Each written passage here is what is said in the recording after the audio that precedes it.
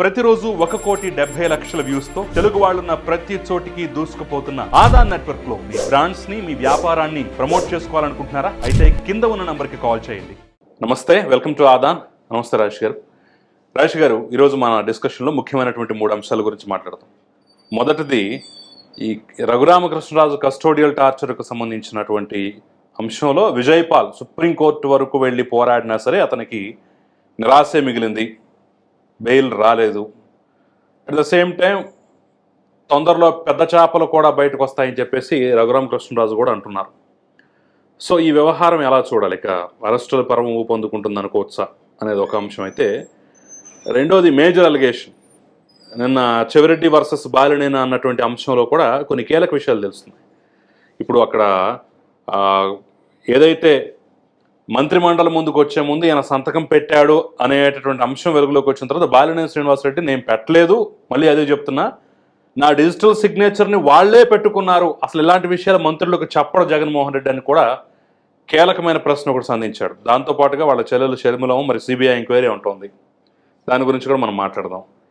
ఇక మూడోది, ఇదే సోకాల్డ్ చెవిరెడ్డి, ఆయన మీద పోక్సో కేసు నమోదైంది.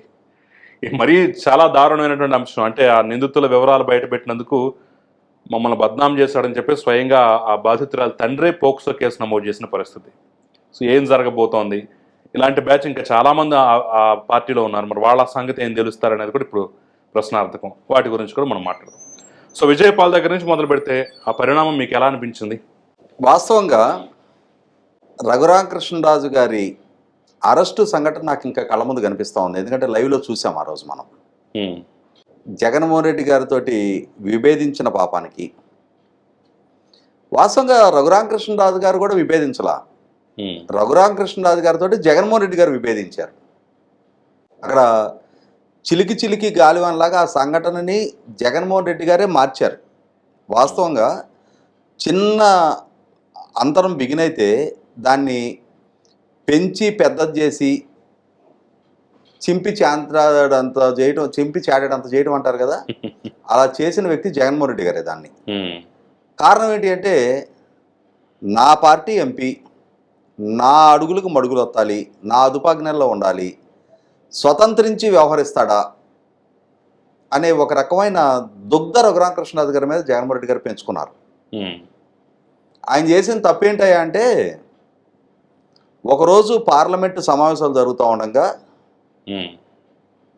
ఏం రఘు ఎలా ఉన్నావు అని చెప్పని సాక్షాత్తు ప్రధానమంత్రి నరేంద్ర మోడీ గారు రఘురామకృష్ణరాజు గారిని పేరు పెట్టి పిలిచి పలకరించి భుజం మీద చేయేశారంట. అది జగన్మోహన్ రెడ్డి గారు ఓర్చుకోలేకపోయారు. రఘురామకృష్ణరాజు లాంటి ఒక సాధారణ ఎంపీని దేశ ప్రధానమంత్రి పేరు పెట్టి పలకరించి భుజం మీద చేయేస్తాడా అని చెప్పని కొంత ఆయనలో లోపల జలస్ బిగినైంది. అదే సందర్భంలో ఈ రఘురామకృష్ణరాజు గారు ఉన్నాడు ఊరుకోకుండా ఢిల్లీలో పార్లమెంటు సభ్యులందరికీ ఒక విందు ఏర్పాటు చేశారు. 350 మంది పార్లమెంటు సభ్యులు ఆ విందుకు హాజరయ్యారు. అరే, నేను పోతే నా పార్టీకి సంబంధించిన 22 తప్పితే నన్ను పలకరించేవాడే లేడు, అట్లాంటిది 22లో ఒకడు విందు ఏర్పాటు చేస్తే 350 మంది ఆ విందుకు హాజరవుతారా? నా పార్టీ ఎంపీ అంటే నా నీడలో ఉండాలి, నా వెనక నుంచోవాలి, వీళ్ళ సొంత వ్యక్తిత్వ ప్రదర్శన చేస్తే వీళ్ళు సొంతంగా అక్కడ ఐడెంటిటీ రుజువు చేసుకుంటే నేనెట్లా ఓర్చుకుంటా అని చెప్పని ఆ జగన్మోహన్ రెడ్డి గారిలో ఇందాక నేను చెప్పిన ఆ మొదలైన అసూయ ద్వేషంగా మారటం మొదలైంది. ఆ తర్వాత జాతీయ విద్యా హక్కు చట్టాన్ని మీద మాట్లాడే అవకాశం పార్లమెంటు సభ్యుడిగా రఘురామకృష్ణరాజు గారికి దక్కింది. వాస్తవంగా వైసీపీ పార్టీ అధికారికంగా జాతీయ విద్యా హక్కు చట్టానికి మద్దతు తెలపాలని చెప్పి నిర్ణయం తీసుకుంది. సో మరి వైసీపీ పార్టీ లోక్సభ సభ్యుడిగా రఘురామకృష్ణరాజు గారు కూడా జాతీయ విద్యా హక్కు చట్టానికి మద్దతు తెలుపుతూనే ప్రసంగించాలి. మద్దతు తెలుపుతూ ప్రసంగించే సందర్భంలో ఆయన ఏం చేశారు అని అంటే, జాతీయ విద్యా హక్కు చట్టంలో ఉన్న ఒక కీలకమైన క్లాజ్, 1వ తరగతి నుంచి 8వ తరగతి వరకు మాతృభాషలోనే విద్యాబోధన జరగాలి అనే అంశాన్ని, ఆ చట్టంలో పొందుపరిచిన అంశాన్ని ఆయన రీఇటరేట్ చేశారు. అయితే ఇక్కడ జాతీయ విద్యా హక్కు చట్టాన్ని సమర్థిస్తున్న జగన్మోహన్ రెడ్డి గారు ఆంధ్రప్రదేశ్ రాష్ట్రంలో మాత్రం దాని స్ఫూర్తికి భంగం కలిగిస్తా మాతృభాషలో విద్యా బోధనని రద్దు చేసి మొత్తం ఇంగ్లీష్ మీడియాన్ని ఇంపోజ్ చేశాడు ఇక్కడ. ఈయన నిర్ణయాన్ని వ్యతిరేకిస్తున్నట్టుగా రఘురామకృష్ణరాజు గారి ప్రసంగాన్ని ఆయన భావించారు. అంతేగాని మనం జాతీయ విద్యా హక్కు చట్టానికి మద్దతు తెలుపుతున్నాం. ఆ మద్దతు తెలపటం అని అంటే లెటర్ అండ్ స్పిరిట్, ఆ చట్టంలో ఉన్న ప్రతి అంశానికి మద్దతు తెలపటమే.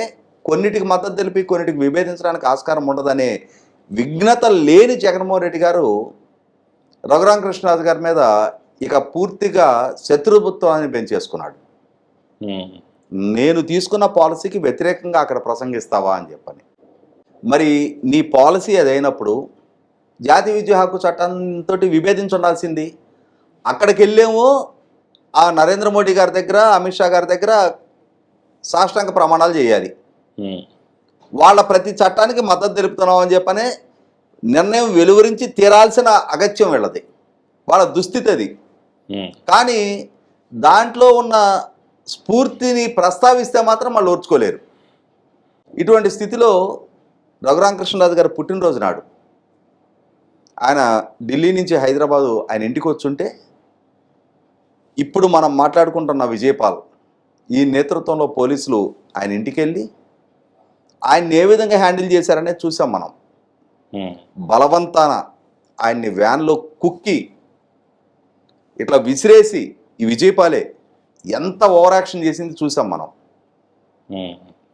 నువ్వు అరెస్ట్ చేస్తుంది ఒక లోక్సభ సభ్యుడిని, అటువంటి ఒక లోక్సభ సభ్యుడితోటి వ్యవహరించే తీరది కాదు. అయినా సరే జగన్మోహన్ రెడ్డి గారి ఆదేశాలు పాటించటమే లక్ష్యంగా ఆ రోజు ఈ విజయపాలు ఆయన అక్కడి నుంచి గుంటూరు తీసుకెళ్ళి గుంటూరు సిఐడి కార్యాలయంలో జరిగిన కస్టోడియల్ టార్చర్, ఆయనతో రఘురామకృష్ణరాజు గారితో వ్యవహరించిన తీరు, ఇవన్నీ అంటే ఎంతవరకు దారితీసాయి అని అంటే ఆయన్ని భౌతికంగా హింసిస్తా అక్కడి నుంచి వీడియో కాల్ ద్వారా లైవ్ స్ట్రీమింగ్ ఇచ్చారంట. అది కూడా పోలీసులు కాదు, ప్రైవేట్ వ్యక్తుల్ని సునీల్ కుమార్ తీసుకొచ్చి కొట్టించాడు అనేది కూడా ఆయన అనేక సందర్భాల్లో చెప్పారు కదా. ఇప్పుడు మాస్కులు కట్టుకొని ఉన్నారు కాబట్టి ప్రైవేట్ వ్యక్తులు అయి ఉంటారు అనేది ఆరోపణ. ప్రైవేట్ వ్యక్తుల డిపార్ట్మెంట్ వాళ్ళ అనేది ఇర్రెలవెంట్. రఘురామకృష్ణరాజు గారి మీద భౌతిక దాడి జరిగింది, ఒక లోక్సభ సభ్యుడి మీద భౌతిక దాడి జరిగింది, పైగా వ్యవస్థలను మేనేజ్ చేసి జరగలేదు, ఆయన మీద ఎటువంటి లాఠీ చార్జ్ జరగలేదని చెప్పని డాక్టర్ చేత సర్టిఫై చేయించే ప్రయత్నం చేశారు. వీటన్నిటి నేపథ్యంలో ఆ రోజు అనువు కాని చోట అధికిలం అనరాదు అని చెప్పని గుర్తు చేసుకున్న రఘురామకృష్ణరాజు గారు ఇప్పుడు జగన్మోహన్ రెడ్డి గారి హవా నడుస్తుంది, సమయం సందర్భం మనకు అనుకూలం కాదు, మనదనే రోజు ఒకటి వస్తుంది, వచ్చిన రోజు చట్టపరంగా ప్రొసీడ్ అవ్వచ్చు అనే ఉద్దేశంతో జగన్మోహన్ రెడ్డి గారు ప్రజల శిక్షకు గురైన తర్వాత ఎన్డీఏ కూటమి ప్రభుత్వం ఏర్పాటు జరిగిన తర్వాత అప్పుడు పోలీసు దగ్గరికి వెళ్ళి కంప్లైంట్ చేశారు.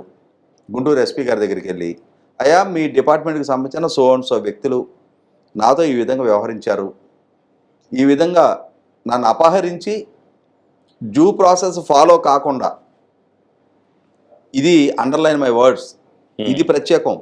ఎందుకనంటే రఘురామకృష్ణరాజు గారు హైదరాబాద్లో ఉంటున్నారు. ఆయన్ని ఆంధ్రప్రదేశ్ రాష్ట్ర పోలీసులు ఏదైనా కేసులో అరెస్ట్ చేయాలి అని అంటే మొట్టమొదటిగా వారెంట్ తీసుకొని వచ్చి ఆయన నివాసం ఉండే గచ్చిబౌలి పోలీసుని మొట్టమొదటి అప్రోచ్ అవ్వాలి. మీ పోలీస్ స్టేషన్ పరిధిలో ఉన్న పలానా వ్యక్తిని మేము పలానా కేసులో అదుపులోకి తీసుకుంటున్నామని చెప్పని వాళ్ళకి తెలియజేసి వాళ్ళ సమక్షంలో ఆయన అరెస్ట్ చేయాలి. అరెస్ట్ చేసిన తర్వాత మొట్టమొదట హైదరాబాద్లో మేజిస్ట్రేట్ గారి ముందు ప్రొడ్యూస్ చేయాలి. ప్రొడ్యూస్ చేసి ట్రాన్సిట్ వారెంట్ మీద అక్కడికి తీసుకెళ్ళాలి. ఈ ప్రొసీజర్ ఏం ఫాలో కాల, ఎత్తి ఆయన్ని కొదేసేవారు అంటారు కదా, అట్లా కొదేసి ఆ కారులో కూర్చోబెట్టుకొని ఏకాఏకిని తీసుకెళ్ళిపోయారు. తీసుకెళ్ళిపోయి అక్కడ నానా రకాల హింసలకు పాల్పడ్డారు. బైపాస్ సర్జరీ చేయించుకోనున్న రఘురామకృష్ణరాజు గారిని గుండెల మీద కూర్చొని అంటే చంపేయాలని ఆయన్ని, అంతే కదా. మరి ఇన్ని అకృత్యాలకు పాల్పడ్డ ఈ సోకాల్డ్ అధికారుల మీద కేసులు నమోదై తీరాల్సిందే, విచారణ జరిగి తీరాల్సిందే, అరెస్టు చేసి తీరాల్సిందే వాళ్ళని. Yes. ఇప్పుడు ఈ కొత్త ప్రభుత్వం వచ్చిన తర్వాత ఫస్ట్ విజయపాల్ ఎక్కడున్నాడో తెలియదు. సీక్రెట్గా కోర్టును అప్రోచ్ అయ్యి రకరకాల ప్రయత్నాలు చేసి అక్కడ ఎదురు దెబ్బలు తిన్న తర్వాత విచారణకు వచ్చాడు. వచ్చిన తర్వాత కూడా ఎదురుగా కూర్చున్న అధికారి నువ్వేంటి, నీ ర్యాంక్ ఏంటి, నువ్వు నన్ను ప్రశ్నించేవాడు అంటూ పెడసరంగా, నాకు గుర్తులేదు, మర్చిపోయా, అప్పుడెప్పుడు జరిగింది ఎలా అడుగుతారని మరో రకంగా, ఈ ఫోన్ ఏదంటే నాకు ఫోన్తో ఏం పని, రిటైర్ అయిపోయాను, నేను ఫోన్ ఇవ్వాలని చెప్పేసి రెటమొత్తంగా, ఇలా రకరకాల పద్ధతుల్లో అతను ఆన్సర్ చెప్పిన విధానం చూస్తుంటే అసలు ఇంకా ఎన్ని రోజులు ఆగారు, ఇన్ని రోజులు ఎందుకు ఆగారు అనే ఫీలింగ్ కూడా కలుగుతుంది కదా. ఇక్కడ గమనించుకోవాల్సింది ఏంటి అంటే, ఈ విజయపాల్ని మొట్టమొదట ఒక డిఎస్పీ స్థాయి అధికారితోటి విచారణ చేయించారు. ఆ విచారణ చేయించినప్పుడు ఇదే విధమైన అతిశయం ప్రదర్శించాడు అతను. అహంకారం, కండకావరం ప్రదర్శించాడు. చట్టం అంటే లెక్కలేదు, తాను ఇంకా ఉద్యోగంలోనే ఉన్నాడు, తాను ఎదురుగా ఉన్నది ఒక కేడీలు, జేబు దొంగలు అన్నట్టుగా వ్యవహరించాడు. ఇక్కడ ఈ కేసులో తాను అక్యూజ్డ్, తాను ఎదురుగా ఉన్నది విచారణాధికారి అనే విచక్షణ కోల్పోయాడు. ఒక రకమైన జులుం ప్రదర్శించాడు.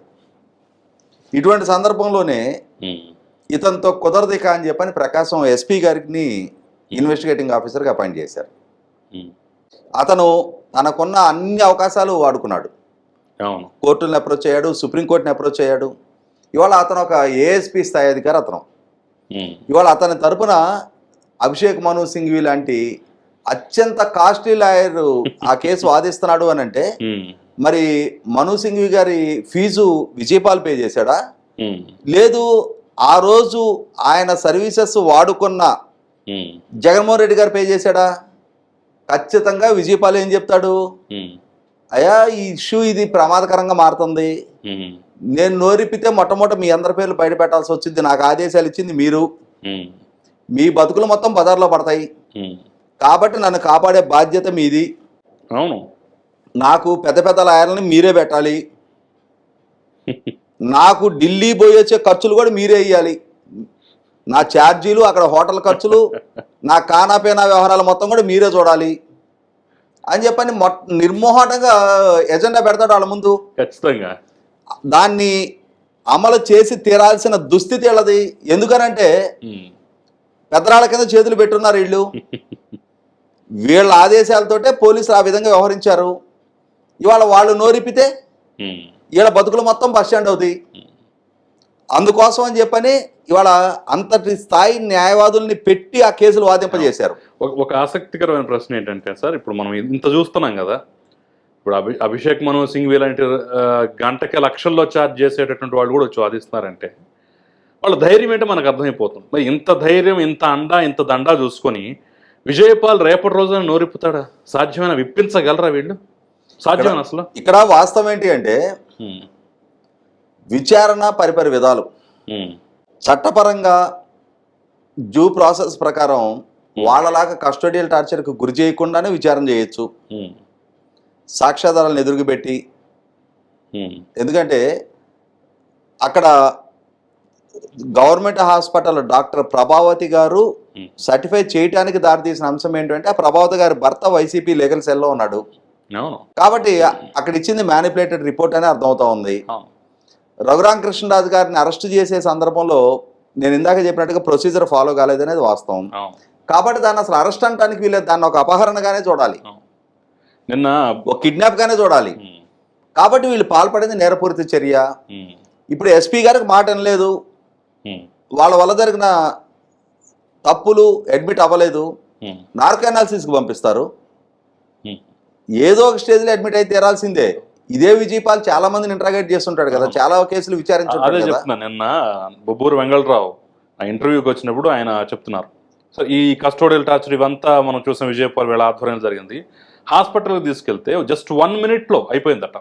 డాక్టర్ ప్రభావతి వచ్చేసి కనీసం ఎదురుగా ఉన్న వ్యక్తి ఎవడనే ఇది కూడా లేకుండా, కానీ మొహం కూడా చూడకుండా వచ్చేసి నో ఇంజ్యూరీస్ అని రాసేసి సంతకం పెట్టి జస్ట్ 1 minute వెళ్ళిపోయిందట. మరి ఇతని విషయంలో ఎలా ఉంటే మరి రఘురామకృష్ణరాజు విషయంలో ఇంకెలా చేస్తుండాలో మనకి అక్కడ క్లియర్గా అర్థమైపోతుంది కదా. అంటే ఇక్కడ ప్రభుత్వోద్యోగులు, డాక్టర్లైనా పోలీస్ అధికారులైనా లీగల్ డిపార్ట్మెంట్లో పనిచేసిన అడిషనల్ అడ్వకేట్ జనరల్ స్థాయి వ్యక్తులైనా సరే మేము ప్రభుత్వ ఉద్యోగులము, ప్రభుత్వానికి బాధ్యులము, సమాజానికి బాధ్యులము, చట్టానికి బాధ్యులము, ప్రజలు కట్టిన పన్నుల నుంచి మాకు జీతాలు వస్తాయనే అంశాన్ని విస్మరించారు. ఆ విస్మరించిన పర్యవసానం ఇవాళ ఇప్పుడు ఈ సుప్రీంకోర్టు అయిపోయింది, ఇక నెక్స్ట్ ఎక్కడ అంతర్జాతీయ న్యాయస్థానానికి వెళ్తారా? అంతే కదా మరి. ఎన్నాళ్ళు తప్పుకుంటావు? ఇవాళ విచారణకి ఎస్పీ గారి ముందు హాజరు అవ్వాలి. ఎన్నాళ్ళు ఈ అసలు ఆదేశాలు ఇచ్చిన పెద్ద తలకాయలను కాపాడే ప్రయత్నం చేస్తుంటారు మీరు. ఇవాళ అంతిమంగా మీరు బలిపశువులకు మారి తీరాల్సిందే తప్పదు. ఎందుకంటే మీ చర్యలకు మీరే బాధ్యులు. మీరే దాడులు దౌర్జన్యాల సంస్కృతిని పెంచి పోషించారు. పరిధి దాటి ఒక లోక్సభ సభ్యుడిని భౌతికంగా గాయపరిచారు. ఖచ్చితంగా దానికి తగిన కాన్సిక్వెన్సెస్ హ్యాండిల్ చేసి తీరాల్సిందే. ఇవాళ ప్రభుత్వోద్యోగి వై ఉండి ఒక లోక్సభ సభ్యుడు బైపాస్ సర్జరీ చేయించుకొని ఉంటే ఆయన గుండెల మీద కూర్చునే ధైర్యమా? పైగా పోలీస్ అధికారుల మీద రుబాబు చేస్తావా? ఎన్నాళ్ళు చేయగలుగుతావు? 100కి 100 పాళ్ళు ఇవాళ ఆ విచారణను ఎదుర్కొని తీరాల్సిందే. అంటే స్వచ్ఛందంగా అడ్మిట్ కాకుండా ఉంటే ఖచ్చితంగా నార్కో అనాలిసిస్ లాంటి సైంటిఫిక్ మెథడాలజీలో వాళ్ళు విచారణ చేస్తారు. ఆ విచారణ చేసి తీరుతారు. అసలు వాస్తవాలను రాబట్టి తీరటం ఖాయం. ఇక మనం రెండో పాయింట్కి వస్తే సార్, ఇప్పుడు షర్మిల కూడా ఈ ముడుపుల వ్యవహారంలో గట్టిగా పట్టుబడుతోంది, సిబిఐ విచారణ అంటోంది. సరే అది వేస్తారా లేదని మనం ఇప్పుడే ముందే ప్రెడిక్ట్ చేయలేం. ఈ బాలినేని ఇష్యూ తీసుకుంటే ఆయన నేను సంతకం పెట్టలేదన్నాడు. నిన్న ఫలానా టైంకి 7:45కి ఏమో సంతకం పెట్టినట్టుగా మొత్తానికి మనకు కొన్ని మీడియా కథనాలు వచ్చాయి. ఈరోజు సంతకం పెట్టలేదు, నా డిజిటల్ సిగ్నేచర్ను వాళ్లే పెట్టేశారు. అఫ్కోర్స్ ఆ రోజుల్లో ముఖ్యమంత్రి సిగ్నేచర్నే ఆఫీస్ స్టాఫ్ వాడుకున్నటువంటి ఘటనలు చూసిన తర్వాత బాలినేని చెప్పేది వాస్తవం అని చెప్పేసి నమ్మటానికి మనకి క్లియర్గా ఆధారాలు కూడా లభిస్తున్నాయి. ఎంత పెద్ద నేరం ఇది, ఎంత దుర్మార్గం ఇది, అసలు ఏంటి బరితెగింపు? ఇక్కడ ఒకటి వాస్తవం ఏంటి అంటే జగన్మోహన్ రెడ్డి గారి పరిపాలనలో అది పరిపాలనలాగా సాగల. ఒక ప్రైవేట్ లిమిటెడ్ కంపెనీలాగా దాన్ని మార్చేశారు. మనం గమనించుకుంటే 2020-21 ఆర్థిక సంవత్సరంలో 48,000 కోట్ల రూపాయలని ట్రెజరీ బిల్స్ లేకుండా ఖర్చు పెట్టారు అని చెప్పని కేంద్ర ఆర్థిక శాఖ లేఖ రాసింది. ట్రెజరీ బిల్స్ లేకుండా 48,000 కోట్లు ఖర్చు పెట్టారంట. మనం ప్రభుత్వం తరఫున ఒక 100 రూపాయలు ఖర్చు పెట్టాలన్నా దానికి ఓచర్ ఉండాలి, ఆ డిపార్ట్మెంటల్ అప్రూవల్ ఉండాలి.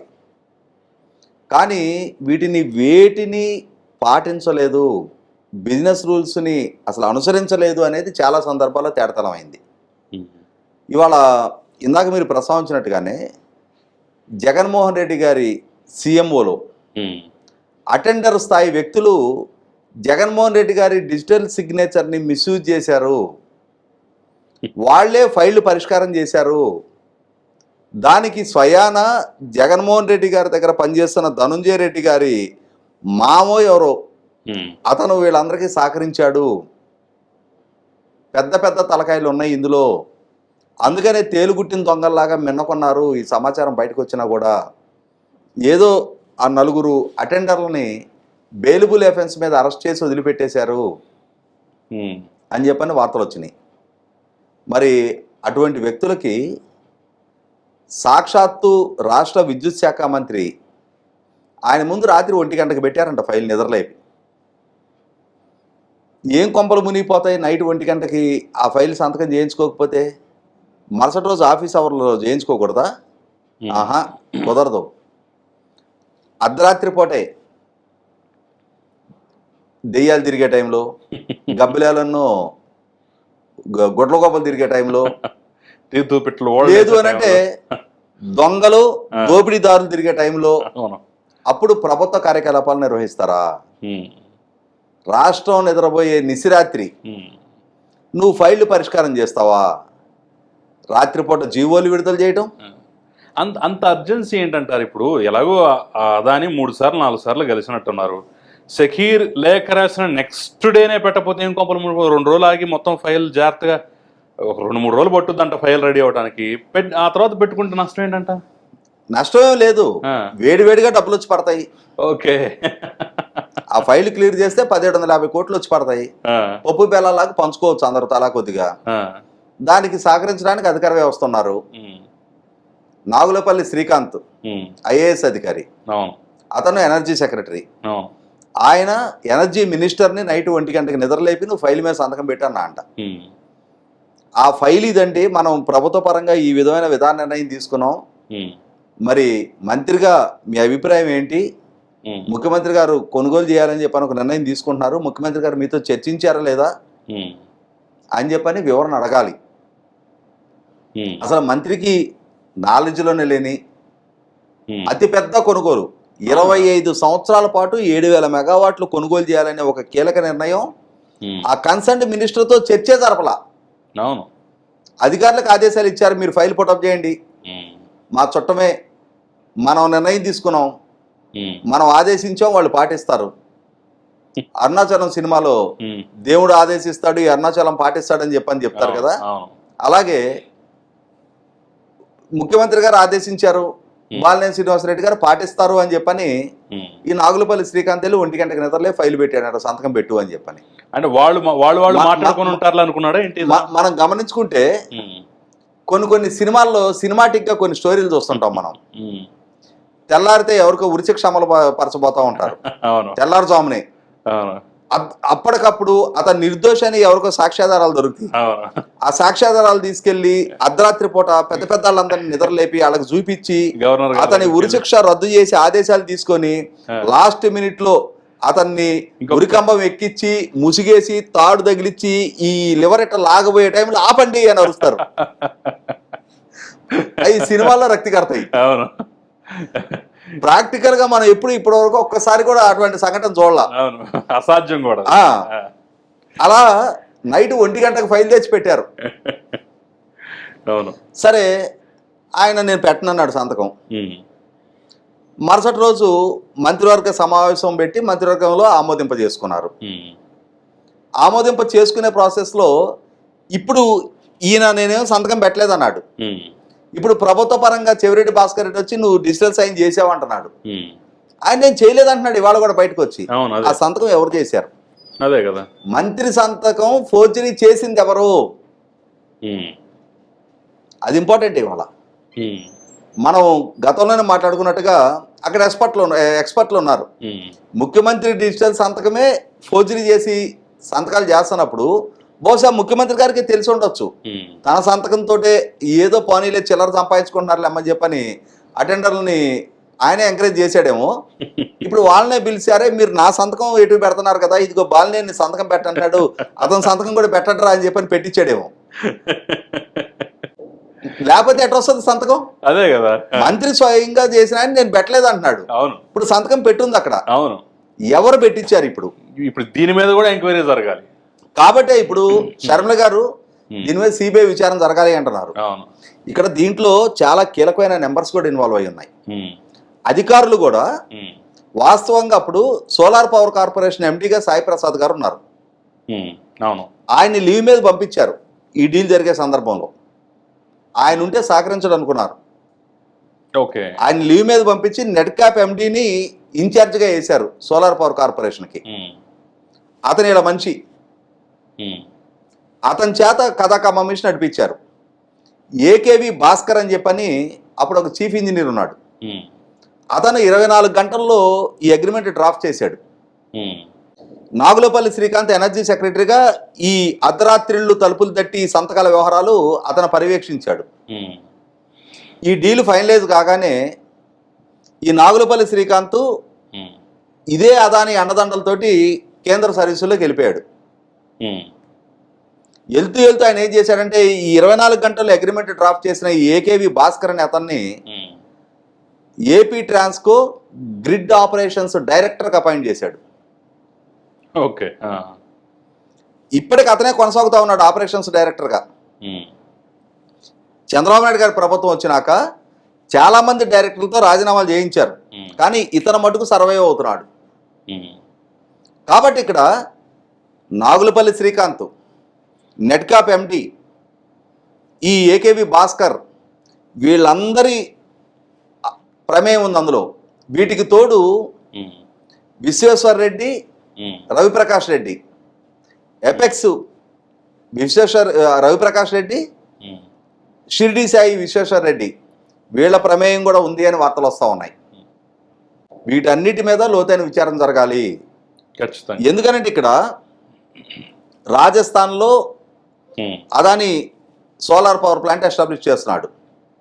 అక్కడ తయారయ్యే సోలార్ పవరు గుజరాత్కి ట్రాన్స్మిషన్ ఛార్జెస్ 10 పైసల కంటే పడదు. చాలా దగ్గరగా ఉంటుంది కాబట్టి ట్రాన్స్మిషన్ లాసెస్ కూడా చాలా తక్కువ. అయినా సరే వాళ్ళకి ₹99 ఇచ్చారు. రాజస్థాన్ నుంచి ఆంధ్రప్రదేశ్కి ట్రాన్స్మిషన్ కాస్టే 80 పైసలు పడుద్ది. వీటికి తోడు ట్రాన్స్మిషన్ లాసెస్ అదనం. అట్లాంటప్పుడు ఏం చేయాలి? మనకి ఇంకా తక్కువకి ఇవ్వాలి. అదే సందర్భంలో మనం 7,000 మెగావాట్లు కొనుగోలు చేస్తున్నాం. అంటే మనం రీటైల్గా కాకుండా హోల్సేల్గా కొంటున్నాం. అట్లాంటప్పుడు రాష్ట్ర ప్రభుత్వమే నెగోషియేట్ చేసి వీలైనంత బెస్ట్ డీల్ ఖరారు చేయాలి. అట్లాంటిది ₹99 గుజరాత్కి ఇస్తే మనకి ₹2.49 25 సంవత్సరాలకు కొనుగోలు చేశారు. ఇవాళ వెరసీట్ అంతా ఈ ట్రాన్స్మిషన్ కాస్టు, ట్రాన్స్మిషన్ లాసెస్, ఈ 50 పైసలు అదనంగా పే చేసింది. గుజరాత్తో కంపేర్ చేస్తే ఆంధ్రప్రదేశ్ రాష్ట్రానికి 25 సంవత్సరాల కాలపరిమితి మీద ఆంధ్రప్రదేశ్ పౌర సమాజం మీద 2 లక్షల కోట్ల బడ్జెట్ పడుతుంది. అంటే సంవత్సరానికి 8,000 కోట్లు. ఇంత భారం మోపటానికి సిద్ధపడి 1,750 కోట్ల రూపాయలు కక్కుర్తి పడి వీళ్ళు ఇంత భారం మోపడానికి సిద్ధపడ్డారు. ముఖ్యమంత్రిగా జగన్మోహన్ రెడ్డి గారు, మైనస్ విద్యుత్ శాఖ మంత్రి ప్లస్ అధికారులు, వీళ్ళందరూ కలిసి చేసిన నిర్వాహకం. ఖచ్చితంగా ఇవాళ నాటి విద్యుత్ శాఖ మంత్రి డిమాండ్ చేస్తున్నాడు విచారణ జరగాలి అని. 100% దీని మీద విచారణ జరగాలి. అదే సందర్భంలో ఇప్పుడు ప్రభుత్వం కూడా అదానీతోటి ముందు రీనెగోషియేట్ చేయాలి.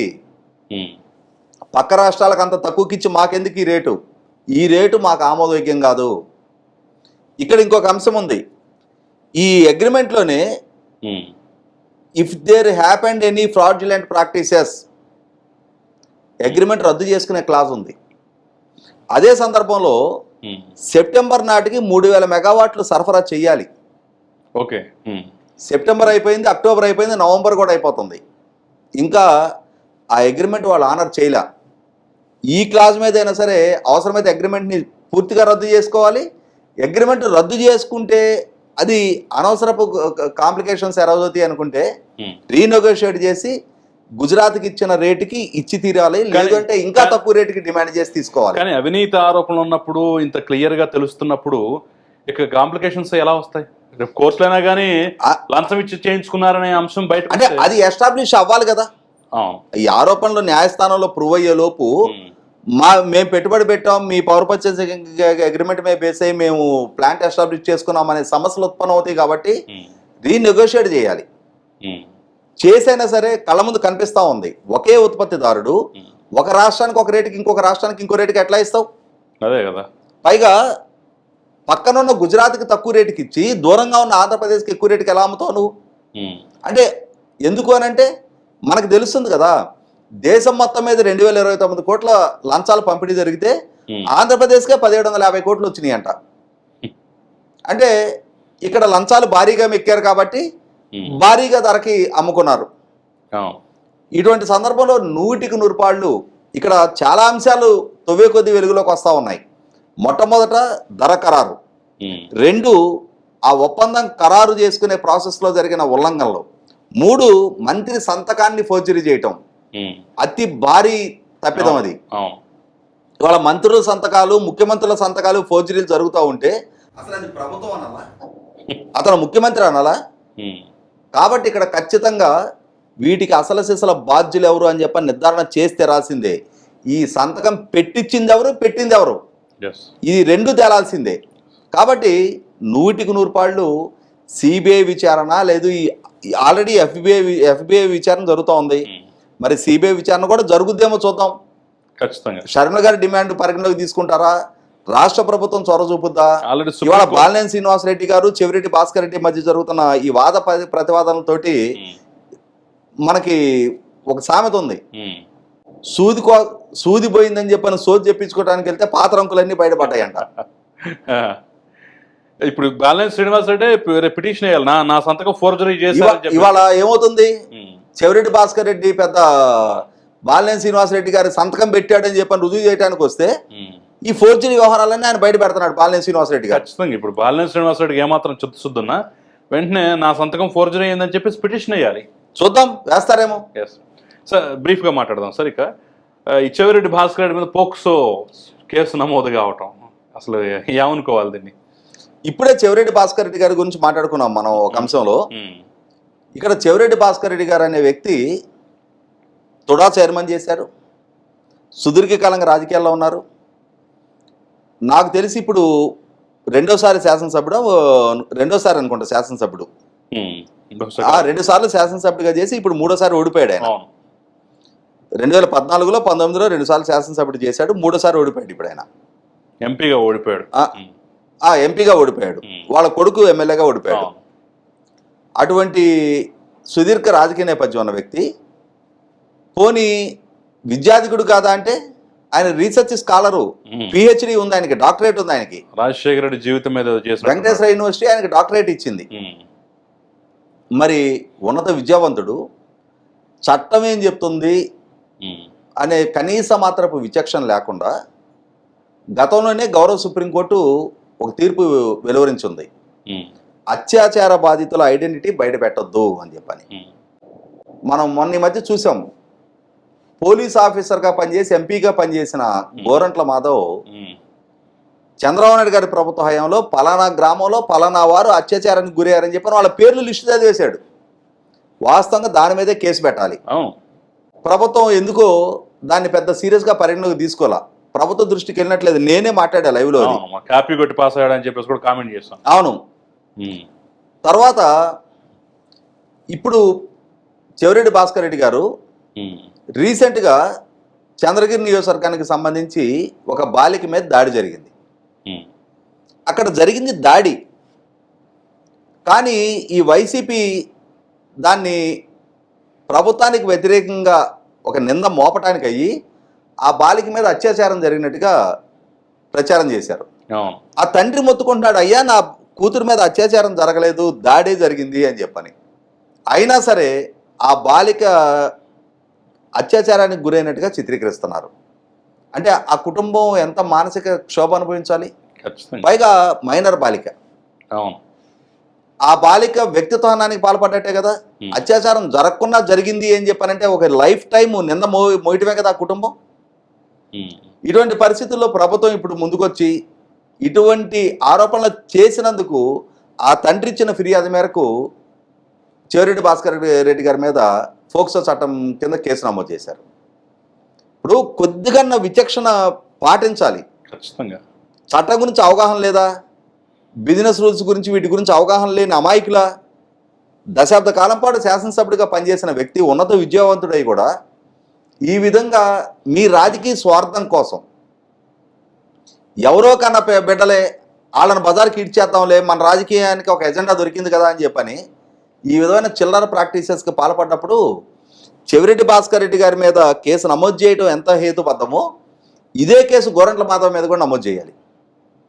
అంటే అది పోక్సో కాకపోవచ్చు, వాళ్ళు బాలికలు కాదు, పెద్దవాళ్లే కాబట్టి వాళ్ళ గౌరవానికి భంగం కలిగించినందుకు, వాళ్ళ ఐడెంటిటీ రివీల్ చేసినందుకు మొట్టమొదట గోరంట్ల మాధవ్ను కూడా తన చర్యలకి లైబుల్ చేసి తీరాల్సిందే. లేకపోతే వీళ్ళు అంటే వీళ్ళ రాజకీయ అవసరాల రీత్యా ఎవరినైనా బజార్కి ఈడుస్తాం, ఎవరి వ్యక్తిత్వాన్నైనా భంగపరుస్తాం అని చెప్పని వీళ్ళ ఈ రాజకీయపు ఈ వ్యూహాలకి తప్పనిసరిగా ఫుల్ స్టాప్ పెట్టించాలి అని అంటే చట్టపరంగా వాళ్ళని బాధ్యులను చేసి తీరాల్సిందే.